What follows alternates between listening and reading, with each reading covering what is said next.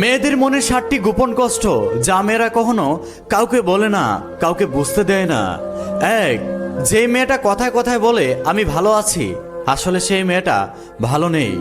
সেই মেয়েটার ভিতরটা কষ্টে ভেঙে গিয়েছে, তছনছ হয়ে গিয়েছে, শুধু নিজেকে সামলে নিচ্ছে যেন তার কষ্টটা কেউ বুঝতে না পারে।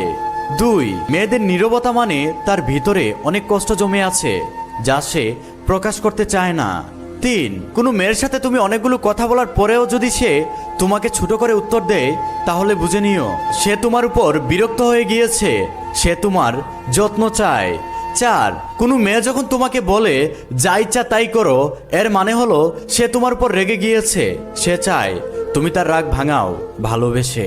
5, একটা মেয়ে যখন তার প্রিয় মানুষটাকে শাসন করা বন্ধ করে দেয় তাহলে বুঝে নিতে হবে তখন সে তার প্রিয় মানুষটার উপর আশা ছেড়ে দিয়েছে। 6, একটা মেয়ের মুখ থেকে যখন ধীরে ধীরে হাসিটা কমে যায় তখন বুঝে নিতে হবে সে নিজের মধ্যে হারিয়ে যাচ্ছে, সে নিজেকে নিয়ে ভাবতে থাকে, চিন্তা করতে থাকে।